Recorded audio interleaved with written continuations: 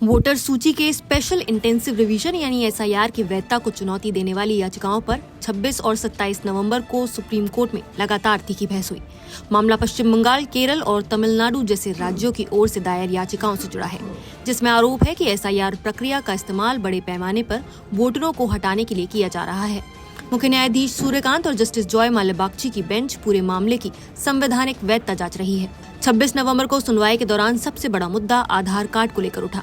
पश्चिम बंगाल और केरल की ओर से पेश हुए वरिष्ठ अधिवक्ता कपिल सिब्बल ने तर्क दिया कि आधार निवास का वैध प्रमाण है और बिना उचित प्रक्रिया के किसी व्यक्ति को संदिग्ध मानना असंवैधानिक है। उन्होंने कहा कि आधार कार्ड वाले लोगों को भी वोटर सूची से हटाया जा रहा है, जो न केवल गलत है बल्कि उनके नागरिक अधिकारों का हनन भी है। इस पर जस्टिस बागची ने स्पष्ट किया कि आधार नागरिकता का प्रमाण नहीं है, इसलिए चुनाव आयोग को फॉर्म 6 की जांच का संवैधानिक आधार मिलता है। कोर्ट ने ये भी पूछा कि क्या केवल आधार होने से किसी घुसपैठिए को वोट देने का अधिकार दिया जा सकता है। सीजेआई ने उदाहरण देते हुए कहा कि मान लीजिए पड़ोसी देशों से आए लोग भारत में काम कर रहे हों और योजनाओं का लाभ लेने के लिए उन्हें आधार दिया गया हो, तो क्या इसका मतलब है कि उन्हें वोट देने का अधिकार भी मिल जाए? सिब्बल ने जवाब दिया कि यदि किसी व्यक्ति को आधार दिया गया है और वो कई वर्षों से भारत में रह रहा है, तो उसे बिना प्रक्रिया अपनाए मतदाता सूची से नहीं हटाया जा सकता। सीजेआई ने बिहार के एसआईआर का उदाहरण देते हुए कहा कि वहां लाखों नाम कटने के दावे किए गए, लेकिन एक भी व्यक्ति ने अपने नाम कटने को चुनौती नहीं दी। उन्होंने कहा कि यदि कोई वास्तविक नागरिक बाहर हो गया है तो अदालत ऐसे उदाहरणों की प्रतीक्षा कर रही है ताकि प्रक्रिया में सुधार किया जा सके।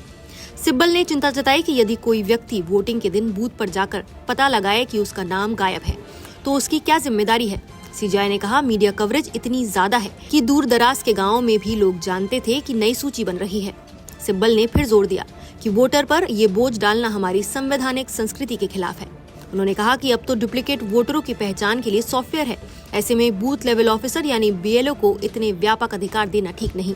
जस्टिस बागची ने स्पष्ट किया, सॉफ्टवेयर मृत मतदाताओं की पहचान नहीं कर सकता, इसलिए मानवीय हस्तक्षेप जरूरी है। कोर्ट ने संकेत दिया कि आवश्यक हुआ तो अंतरिम मतदाता सूची जारी करने की समय सीमा बढ़ाई जा सकती है। 27 नवंबर को बहस और ज्यादा गर्म हो गई, जब एसआईआर प्रक्रिया की कानूनी वैधता पर गंभीर सवाल उठे। वरिष्ठ अधिवक्ता कपिल सिब्बल और अभिषेक मनु सिंघवी ने जोर देकर कहा कि चुनाव आयोग सिर्फ आर्टिकल 324 के व्यापक अधिकारों का सहारा लेकर representation of the people act को किनारे नहीं कर सकता।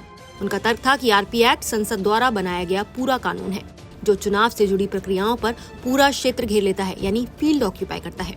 इसलिए जब कानून पहले से मौजूद है तो ईसी मनमर्जी से कोई विशेष पुनरीक्षण नहीं कर सकता। आपको बता दें कि आर्टिकल 324 संविधान का प्रावधान है, जो चुनाव आयोग को चुनाव कराने का पूरा नियंत्रण और अधिकार देता है। लेकिन इसमें एक महत्वपूर्ण बात होती है, जब कोई कानून मौजूद न हो तब आयोग आर्टिकल 324 के तहत फैसले ले सकता है, लेकिन जब संसद ने किसी विषय पर कानून बना दिया है तो आयोग उस कानून से ऊपर नहीं जा सकता। यही बात सिब्बल और सिंघवी ने कोर्ट में उठाई। सिब्बल ने बताया कि कई लोगों से उनके माता पिता के जन्म प्रमाण पत्र या नागरिकता साबित करने वाले दस्तावेज मांगे जा रहे हैं। उन्होंने कहा, एक स्कूल शिक्षक बीएलओ कैसे तय कर सकता है कि कोई भारतीय नागरिक है या नहीं। उन्होंने चेतावनी दी कि यदि बीएलओ किसी व्यक्ति को सूची से बाहर कर देता है तो वो व्यक्ति अनेक सरकारी लाभों से भी वंचित हो सकता है। सिंघवी ने पूरी प्रक्रिया को मास वेरिफिकेशन करार देते हुए कहा कि आरपी एक्ट में ऐसा कोई अधिकार नहीं है कि पूरे राज्य में एक साथ सभी मतदाताओं से नागरिकता साबित करने के लिए कहा जाए।